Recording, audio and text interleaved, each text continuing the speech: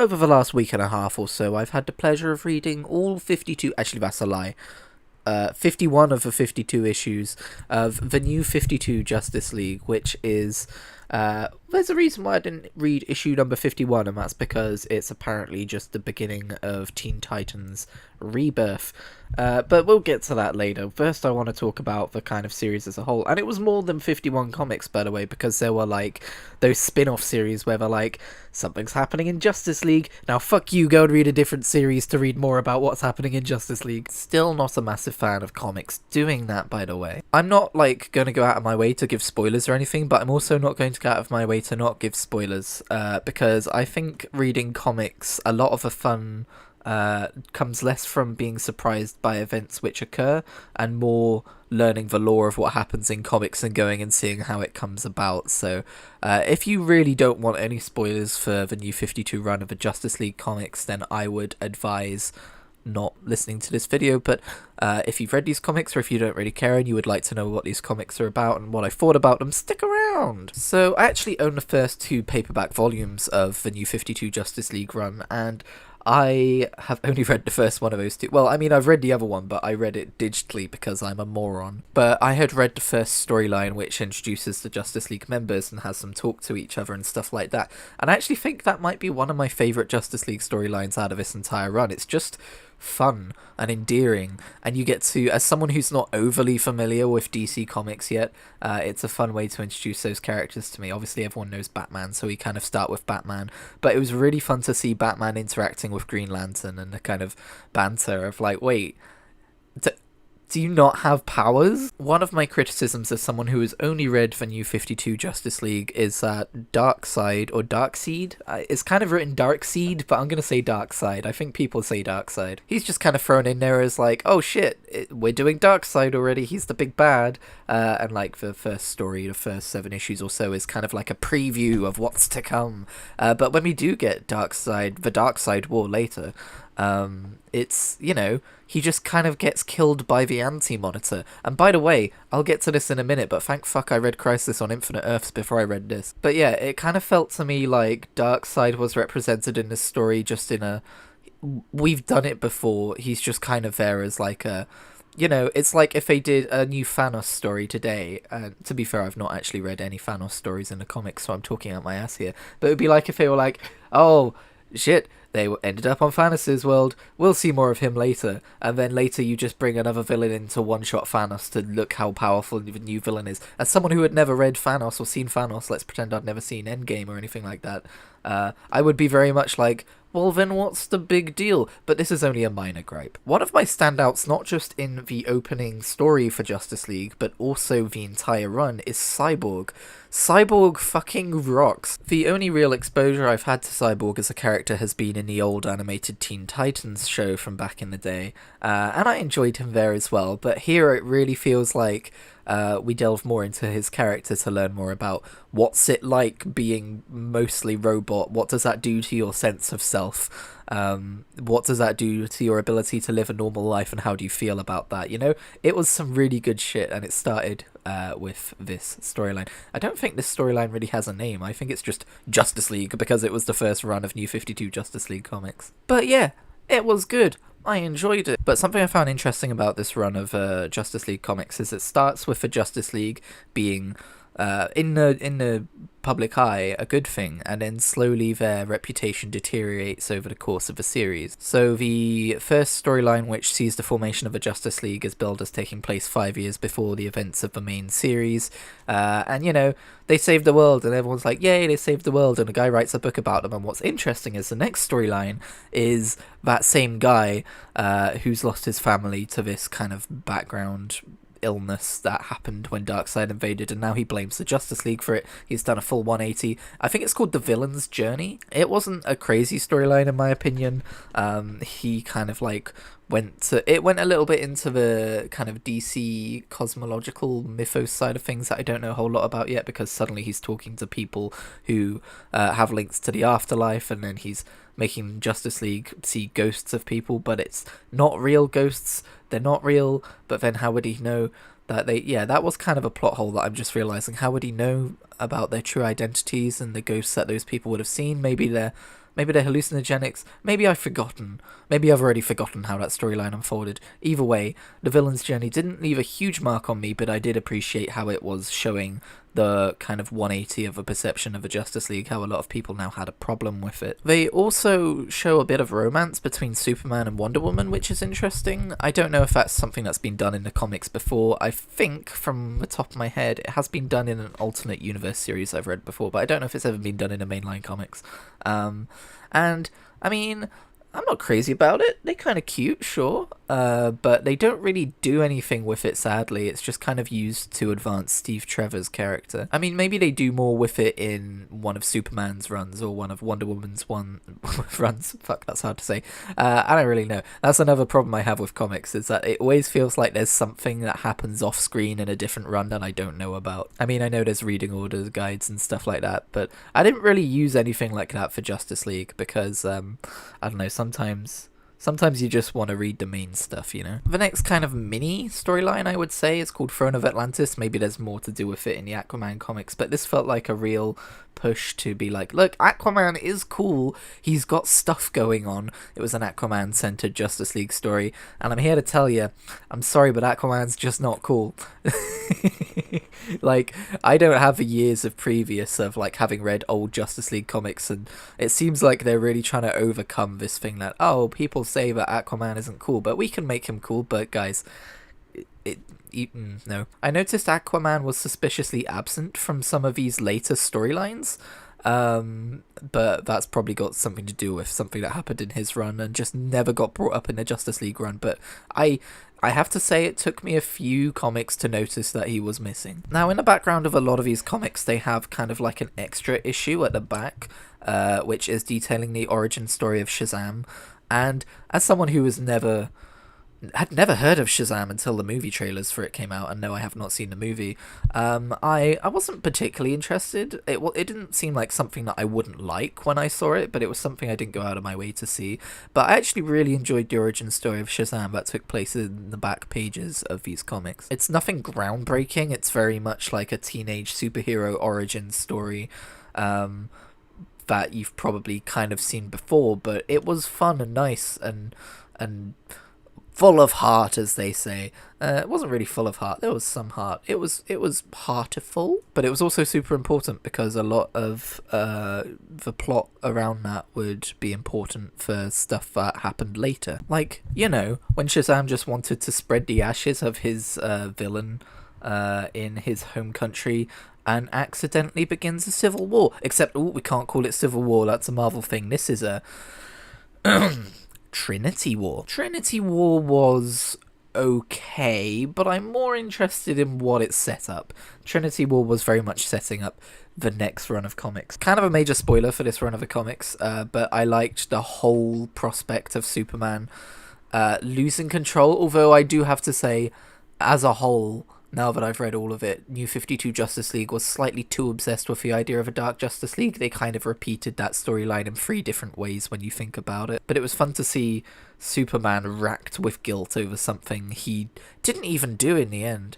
Or it wasn't even his fault. Someone pressed a button in his brain. But yeah, having read the first volume of Injustice before, it did have some Injustice vibes to it. I think what Injustice does really well is it takes this world of heroes and villains and them never actually finishing their fights, always hitting a stalemate. Even if they die, they come back, and they change that world into more of a Game of Thrones style world where people do bad shit and people die and don't return, and it adds this kind of different vibe to it. And while Trinity War didn't necessarily achieve that wholeheartedly, it was a little bit reminiscent of Injustice, and I definitely want to go and read Injustice soon on this service because I borrowed volume 1 from a friend and I fucking loved it. It was the best. It was the most fun I'd ever had with a comic series, and I was kind of sad I didn't have volume 2, so that's definitely on the reading list for sure. Or actually, it might have been more of an omnibus of like the first year of Injustice. I can't quite remember. One last thing about Trinity War, I did think that as someone who was just starting with the characters in Justice League, it was a shame that they were suddenly trying to introduce us to a whole bunch of new characters with the Justice League of America, which I didn't know was a separate thing until this comic series. And also, I wasn't really crazy about any of the characters which popped up in the Justice League of America. I kind of just wanted to read about the Justice League, but you know, in the end, it all turned out okay, and I learned a little bit more about a few more characters in the DC universe. It all worked out. But hey, Trinity War led to Forever Evil, and I fucking loved Forever Evil. It was maybe the highlight of this series for me. It continued that dark feeling of like I was just talking about, like the Injustice stuff. It continued that because they had a whole parallel universe to play with of like, oh yeah, everyone on Earth 3 fucking died, and we've got some expendable heroes now who aren't heroes at all. They're actually villainous scum. The reveal, I'm talking reveals, this is another spoiler, the reveal of Alfred being the outsider, and I think, by the way, it's never actually explained in the comics I read, but I think the implication is he got infected with some kind of Joker gas because every now and again he laughs, like just in the middle of his sentence he'll be like, yes, and over there is where that is stored, you know? That's kind of and he's got that kind of pale face going on as well. I think that's the backstory of the outsider. But yeah, loved Forever Evil. I read the Justice League side of it first, which focused more on, at least the second half of it focused on Cyborg, which I really enjoyed getting an upgrade. And kind of like, you know, he's like, hey, I know it's really useful in combat being a walking tank and all, but just for quality of life, could you slim me down a bit this time?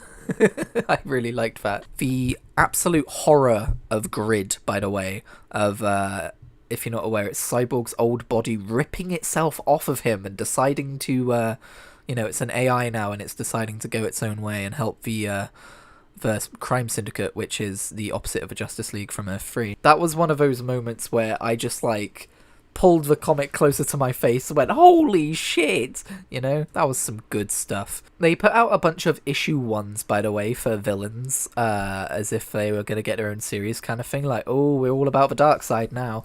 I think Darkseid even got one of his own comics, but I didn't read them. I just want to throw that out there. I don't know if maybe it's a good idea to go back and read them, let me know in the comics, but it did seem like there was a lot to read, and at some point I'm like, I don't want to spend forever in the new 52 Justice League. I do kind of want to get through it, so yeah, I didn't read those, sorry. There's a few instances of something like that occurring, I'll let you know when they pop up, but I did go and read the Forever Evil limited run series, which ties in with obviously this story in the Justice League, which tells the story of basically the crime syndicate and their point of view. I have to admit, as much as I enjoyed it, it did feel a bit heavy-handed in points of like all the origin stories of them, and it's just like, what if Batman's parents were assholes and he had an asshole brother, and like, ooh, what if Superman's like adoptive parents were assholes, and everyone on Krypton was an asshole and Superman just turned out to be an asshole, and that's kind of what all of the origin stories felt like, I'm not gonna lie. One of the more interesting ones and kind of horrifying ones to read was the concept of and I don't think I got everything out of this as much as I could have because I'm not familiar with Green Lantern lore, but the power ring stuff, where instead of being chosen by a Green Lantern ring to do justice and patrol the galaxy and stuff like that, instead it's haunted by one of its former users, and that guy basically takes over your body and makes you do horrible evil shit that you are terrified of doing. Now, I think his name was Volfoom. That was some fucking horror shit. That was awesome. Just the poor character of Earth 3's version of Hal Jordan, just not wanting to do any other things he was doing, terrified out of his mind and being dragged along for the ride, was that was interesting. Something I think this storyline could have used more of is the Justice League reacting to the existence of their counterparts. Like, Batman finding out he had a brother in a parallel universe who killed him, or just Owlman being like, oh, Bruce survived in this universe and he became Batman? That's kind of weird, you know? You could have Superman being like, oh, damn, what's Ultraman's deal? You know, I would have liked a bit of that. Maybe have some questions about yourself after that, like, am I really capable of doing evil in another set of circumstances? Again, maybe that happened in a different comic run that I didn't happen to see, but I'm pretty sure yeah. And they never really explained the whole Superwoman is called Lois Lane, but she's an Amazonian, or an Amazon, or whatever they're called in this world. Yeah, that's never actually explained that I can see. Another thing Forever Evil does is it sets up Lex Luthor as more of an anti-hero type figure, or an anti-villain, or whatever you want to call it. Don't think anyone's ever called it an anti-villain, Christian, but we're going to move swiftly on. And this is important for basically the rest of the Justice League run. We're approaching the end at this point. One thing I want to mention before we leave Forever Evil behind, though, is that at one point Cyborg enlists the help of the Metal Men, and I was 100,000% sure that the Metal Men were going to be super lame, but actually the Metal Men were really charming. They had like 2 issues of like an origin story, and then like seeing them in action and stuff, and I would read an entire series based on that iteration of the Metal Men. They were really sweet. It was quite wholesome, actually. I liked them a lot. We have a few issues setting up the new Power Ring, who ends up overcoming her fears, taking control of a ring and using it for good. That's all I really have to say about that. It was fine. And then we get a really fun epidemic style storyline. Isn't that fun in this day and age? The Amazovirus or Amazovirus, which basically ends up giving people superpowers and then killing them, which is more interesting than just your regular plague, so there's that. It felt very short-lived. If I was reading this in a time where COVID didn't exist, I would probably be like, that's kind of like, it should have been more than 4 issues. I think it was about 4 issues long. But living in a post-COVID world, I'm like, oh, well, at least it didn't last too long. It was interesting that Batman gained superpowers because he got infected, and they were bat-based superpowers. He had like a sonar shriek thing he could do. So he was like, I guess it's like subconscious based, the powers it gives you. It's just interesting to think that at one point Batman actually had superpowers and what they were. It kind of felt a little bit to me contrived to get that cover where they're like, what are the strange new powers of Batman? Which of course would get people who haven't read Justice League comics in a while to go, wait, what the fuck are they doing with Batman? And then maybe get current. That's a bit of a cynical take though. This story definitely had a and then we killed them all, yay, moving on kind of feel to it. Again, maybe it spills out into respective series like Superman, because I think it takes place in Metropolis, so yeah, maybe that's what happens. Maybe there's more to it, but I kind of doubt it. I didn't see anything about it in the comics saying there would be, and usually they do say it there. And then moving on to the final major storyline of the New 52 Justice League, Darkseid War, which basically ends up with Darkseid getting one shot in. I mean, there's more to it than just Darkseid versus the AntiMonitor. There's actually a lot more to it than that on the AntiMonitor side. We learn the AntiMonitor's original name, we learn a little bit of lore about him, we learn where he came from.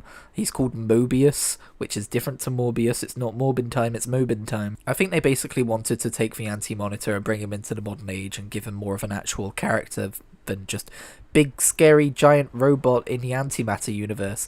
In this version he's not like in the antimatter universe. Instead, he wields the anti-life, which is what made him and corrupted him and stuff like that. So I don't think it's meant to be the same Anti-Monitor from Crisis on Infinite Earths, but I'm glad I read Crisis on Infinite Earths, because I feel like I would have been quite lost in regards to what the fuck is up with this guy. He just kind of came from out of nowhere and can one-shot entire universes. That being said, having read A Crisis on Infinite Earths, it does feel a little bit weird because, and maybe it's because I've got like a 40-year gap in my knowledge regarding the Anti-Monitor, but it does kind of feel weird how he just turns up and then is basically a different person. But yeah, Darkseid employs the use of a black racer, who I guess is meant to be deaf, but he's like a Flash villain because he's super speedy. He employs the use of a black racer to kill the Anti-Monitor, but then the Anti-Monitor turns it around on Darkseid and kills Darkseid. I don't remember how. I know it was explained. It did not stick in my mind because it was not very interesting. But with Darkseid's death, I guess he was so powerful that it disrupted the laws of nature.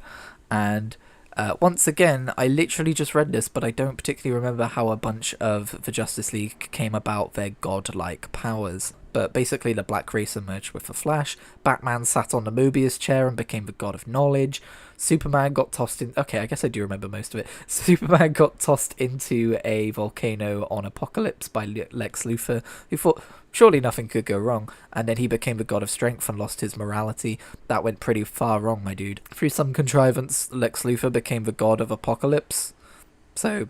he's basically, like, the Omega effect landed on him from Darkseid dying, so he basically became the new Darkseid. That didn't last long either. At this point, I was like, we've already done the Dark Justice League, like, twice in Superman's case. Do we have to do we have to do it a third time? Even Green Lantern becomes a god for an issue, but he doesn't hold on to it because reasons. Now, don't get me wrong, I did enjoy reading Darkseid War, especially the Batman stuff, like when he asks Chair who the Joker is, and then he's like, that's impossible, or something like that. I'm not going to give away the reveal, but we do get a reveal as to what he gets told by the end of the story, and it's really interesting. It is also interesting to see a Batman kind of like a changed Batman, because he has all the knowledge in the world. He becomes like super cynical, and he like, you know, he loses part of the things that makes him Batman. There was a lot of fun to be had there for sure. Meanwhile, the whole kind of like B plot of the daughter of Darkseid wanting to kill him and stuff like that, that all bubbled up to the surface, and some weird stuff happened. I won't mention it all because half of it's already left my head, but it basically ended up with the daughter of Darkseid being the mother of Darkseid. In a weird, warped way. Darkseid reverts to baby form. He's baby. Because no villain dies forever, my son. And we beat the AntiMonitor. Hooray, we beat Mobius. Is it bad that I don't remember how we beat Mobius and I read it, like, last night? I did also read issue 52, and I think I've probably missed some stuff in other comics, but through many contrivances, you know, that might be being a bit mean, but that's how it felt to me. It felt like we had to go through some backflips in Lex Luthor's character to get to a point where he decides to become Superman, but that's where we end up. Lex Luthor is now Superman. We're going to see how that goes. That feels like a DC Rebirth story. That feels like they're just setting up stuff for DC Rebirth, because I continually forget, by the way, that DC Rebirth isn't just another reboot. It's a merging, as far as I'm aware, of the New 52 universe with the universes that previously occurred in the comics, with the different eras, kind of all the eras coming together, is my understanding of it. I haven't read DC Rebirth, the 80-page comic, which explains it all, but I did start to, and it said you should read Justice League issue 50, and you should read the end of Superman New 52 as well. And I did not read the end of Superman New 52, so my next kind of New 52 reading through is going to be Action Comics and Superman, I think, and then I'm going to read DC Rebirth. That's my current plan. But yeah, my overall thoughts on the New 52 Justice League is it was brilliant. I really, really do enjoy modern comics. While I do often make an attempt to go back and read the older ones and read through the older ones to get all the lore of the previous comics, I think DC is a lot kinder with its hard reboots. So I didn't really need to know anything that happened previously. Now, when we get to the Rebirth stuff, I probably will, sadly. But I am actually one of the people who enjoyed the whole New 52 reboot stuff. I know a lot of people had issues with it, and that's why Rebirth happened. I don't think you're ever going to please anyone in this day and age. But I really enjoyed just being able to get in on issue 1 of Justice League and start reading and not have to worry about anything that came before. Because it does take some, like, oh, I guess I shouldn't worry about that sometimes when I'm reading Marvel Comics. Like, someone says a line about something and I'm like, don't know what they're referring to there, or someone shows up who's meant to have been dead for ages and I'm like, guess I missed something, you know? Don't have really... I mean, there's still a little bit of that because it spills out into other comic runs, New 52 comic runs, but it felt more like I was reading the Marvel's Ultimate Universe stuff where, again, it's like a fresh universe, where you don't have to worry about anything that came before. But yeah, that's my take on New 52 Justice League. I really enjoyed it. I highly recommend it if you're new to comics and you know that you like the kind of characters in the Justice League from like cartoons you've seen as a kid or something. Yeah.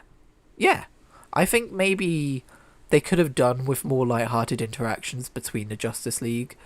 They kind of got away from that after the beginning of it, but beyond that, and them just kind of repeating the idea of a Dark Justice League a few too many times, I would say pretty damn good series. Go read it. Thank you for listening. I will be back in another few weeks probably when I've read through Action Comics and Superman. That's a bit of a mess. I have looked up a reading order about it because my understanding is that Action Comics takes place 5 years before Superman, but for some reason the reading order recommends after getting to issue 8 starting Superman, so I don't really know what's going on with that. I may or may not heed the reading order guide on that one. We'll see. We'll see how it goes. Thank you for listening, and I will see you in the next video.